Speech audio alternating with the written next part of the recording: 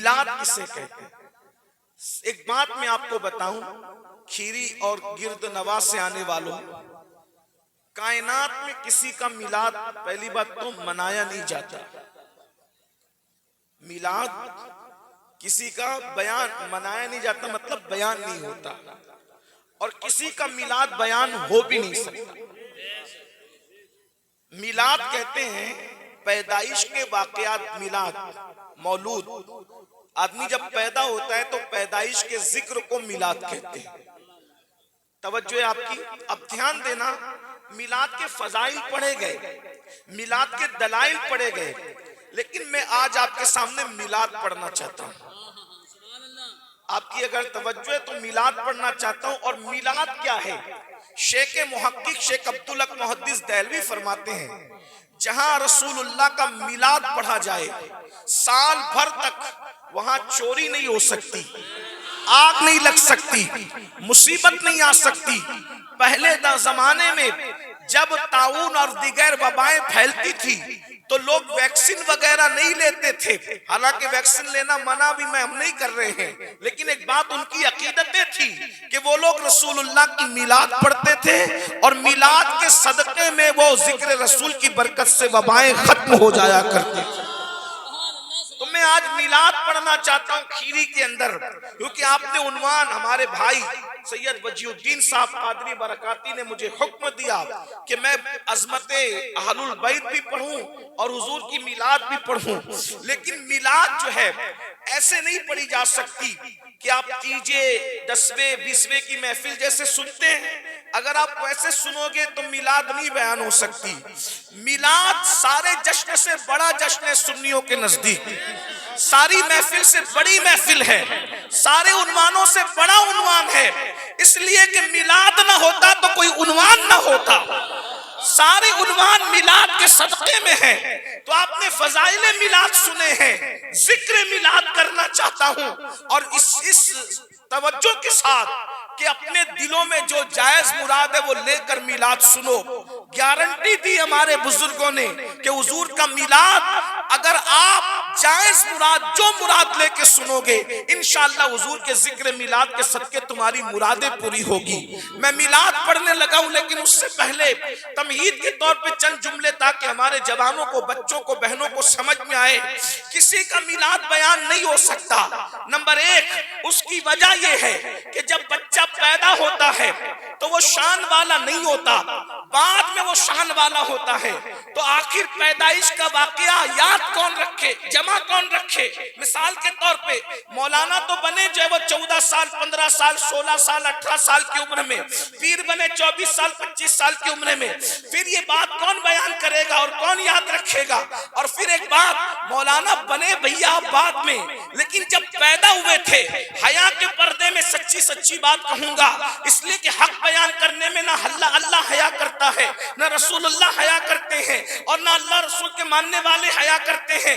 پردے میں بیان کروں، ارے پیدائش کے واقعات کون کیا بیان کرے گا؟ یہی بیان کیا جائے گا کہ جب حضرت جی پیدا ہوئے تھے تو گندگی میں لپٹے ہوئے تھے، غلاظت میں لپٹے ہوئے تھے، گندگی میں لتڑے ہوئے تھے، گاف لگی ہوئی تھی، بدبو آ رہی تھی. یہ سب چیزیں ہیں کہ نہیں ہے؟ تو اسی لیے کسی کا میلاد بیان ہوتا ہی نہیں ہے. سب بات میں بیان ہوتے ہیں لیکن میلاد کسی کا بیان نہیں ہوتا. مگر مقدر پہ ناز کرو اپنے سنیو، اللہ نے ہمیں کیسا نبی عطا فرمایا ہے کہ ہم بے دھڑک اس کا میلاد بیان کرتے ہیں. اور دنیا تنگ رہتی ہے کہ جس کی ولادت اتنی بے مثال ہو اس کی زندگی نعرہ تکبیر، نعرہ رسالت، جشن عید میلاد النبی، شان اہل بیت کانفرنس، نعرہ حیدری.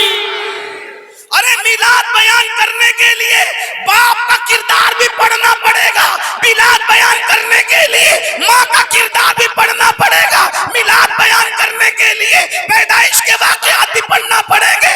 ارے لاؤ میرے نبی کے والد جیسا کسی کا والد. اللہ اکبر. جب لوگوں کا نام عبد الشمس تھا، عبد العزا تھا اور پتہ نہیں کیا کیا تھا، اس زمانے میں میرے نبی کے ابا کا نام عبداللہ تھا. عبداللہ.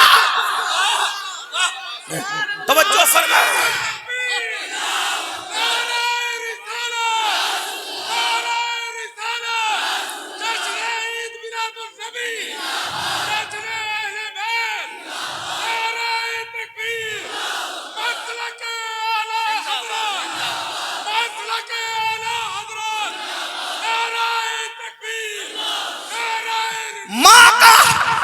کا کردار بھی پڑھنا پڑے گا. جب رسول اللہ دنیا میں تشریف نہ لائے تھے, توجہ, جب رسول اللہ دنیا میں تشریف نہ لائے تھے تو بہت سارے لوگوں کی مائیں ایسی ہوتی تھی. میں گالی نہیں دے رہا ہوں, میں تاریخ پڑھ رہا ہوں, اور اپنی گفتگو کا ذمہ دار اکیلا میں خود ہوں. مفتی صاحب سے پوچھنا, اس زمانے میں بہت ساری لوگوں کی, بہت سب کی نہیں, بہت سارے لوگوں کی مائیں ایسی تھی کہ ایک ایک عورت 8-10 مردوں کے ساتھ اپنی راتیں گزارا کرتی تھی. اس دور میں ننگے ہو کر لوگ کعبے کا طواف کرتے تھے.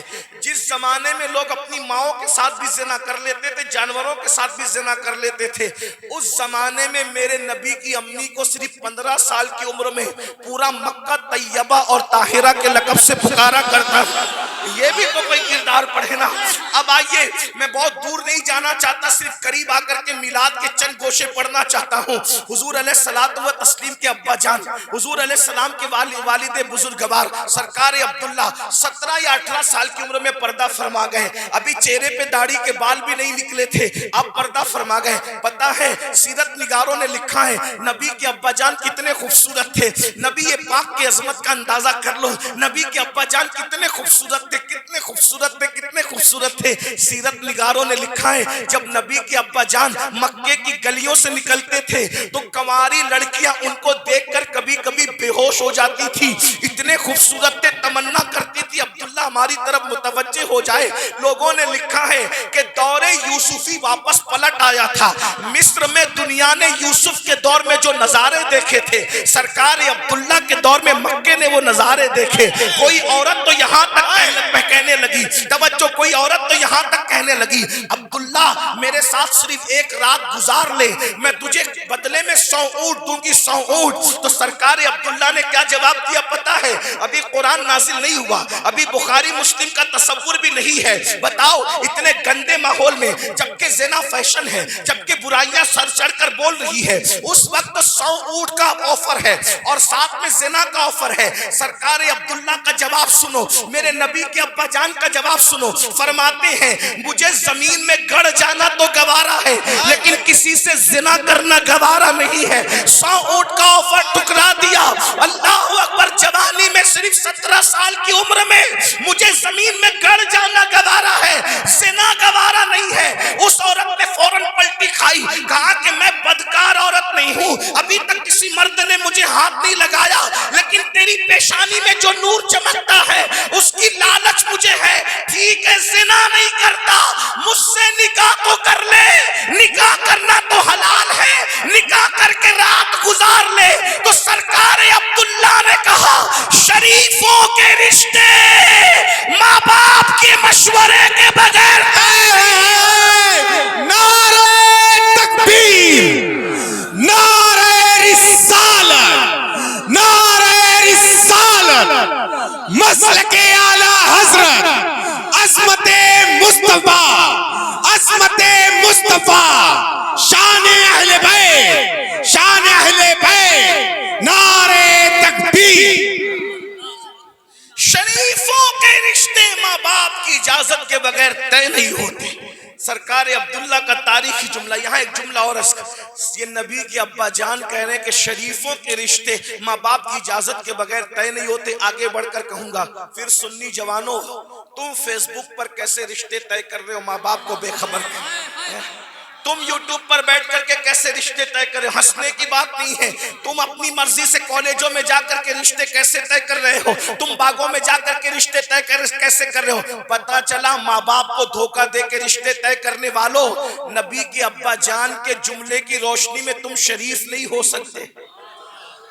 اگر نبی کے بابا جان سے شرافت کی سند لینا ہے تو اپنے ماں باپ کو بھی تو اپنے رشتے میں شامل کرو, اپنے ماں باپ کو بھی تو راضی کرو. اور ایک بات عرض کروں, یہ فرما دیا چلے گئے اور پھر آپ کو حیرت ہوگی, حضرت عبداللہ تھے بڑے خوبصورت, ان کا رشتہ لے جانے کی کہیں ضرورت پیش نہیں آئی.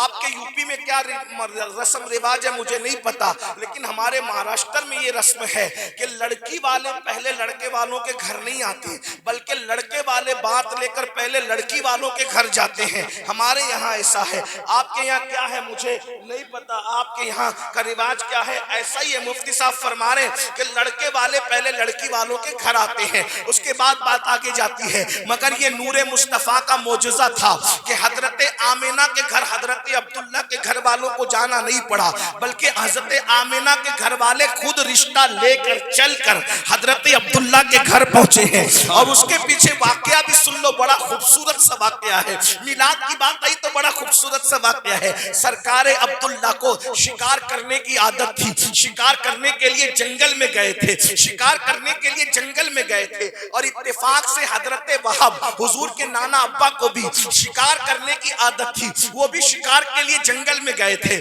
اور آپ کو پتا ہے وہ جو آسمان میں ستارے ہیں جتنے دکھتے اتنے نہیں ہیں, بلکہ جتنے دکھتے اس سے بہت زیادہ ہیں. اور بعض ستارے ایسے ہیں جو نبی کے ابا کی پیدائش پر صرف چمکتے ہیں, بعض ستارے ایسے ہیں جو نبی کی امی کی پیدائش پر صرف چمکتے ہیں, بعض ستارے ایسے ہیں جو نبی کی پیدائش پر چمکتے ہیں. یہودیوں نے اپنی آسمانی کتابوں کے ذریعے سے یہ بات پتا کر لی تھی کہ نبی کے ابو جان پیدا ہو چکے ہیں, آخری نبی پیدا ہونے والے ہیں. تو چند یہودی ملے مل کر کے مکہ آ کر کے رہنے لگے تھے, اور کیا چاہتے تھے, نبی کے ابا کی نشانی آسمانی کتابوں میں کیا ہے سب پڑھ کر آئے تھے. یعنی نبی کے آنے سے پہلے اللہ نے نبی کے ابا کی نشانیاں بھی بیان کر دی تھی, نبی کی امی کی نشانیاں بھی بیان کر دی تھی, نبی کی پیدائش کی نشانیاں بھی بیان کر دی تھی. تو وہ سب پڑھ کر آئے تھے, پڑھے لکھے تھے, اسی لیے ان کو ملا جی کہہ رہا ہوں, برا مت ماننا. ان ملا جی لوگوں نے پڑھ کر آئے تھے, مکے میں رہتے تھے.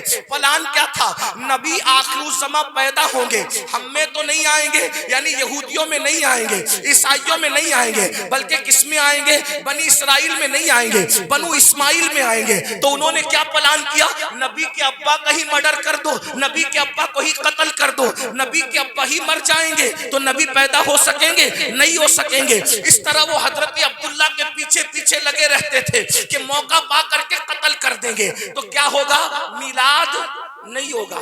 یہودی ملوں کی سازش کیا تھی, میرے ذوق کے مطابق سنیں, کیا میلاد ہونے نہیں دیں گے. یہودی ملوں کی کیا سازش تھی, میلاد ہونے نہیں دیں گے. ملا کہہ رہا تھا میلاد ہونے نہیں دیں گے, اللہ کہہ رہا تھا ہم کروائیں گے. وہ ملا کی نہیں چلی, اللہ کی چل رہی ہے. اگر آج بھی کوئی ملا کہتا ہے میلاد ہونے نہیں دیں گے تو ذرا دیکھو دل کا رشتہ کہاں سے جڑ رہا ہے, کہاں سے جڑ رہا ہے. لیکن اس وقت بھی ملا کی نہیں چلی اور اب بھی ملا کی نہیں چل رہی ہے. جتنا میلاد کو ختم کرنے کی کوشش کی جا رہی ہے اتنا میلاد کے ڈنکے بجتے جا رہے ہیں. حشر تک ڈالیں گے ہم پیدائش مولا کی دھوم, مثل فارس نجد کے قلعے گراتے جائیں گے. خاک ہو جائیں عدو, خاک ہو جائیں عدو, چل کر مگر ہم تو رضا, دم میں جب تک دم ہے ذکر. نعرہ تکبیر, نعرہ رسالت, نعرہ رسالت, مسلک اعلی حضرت مخدوم کھیری, مخدوم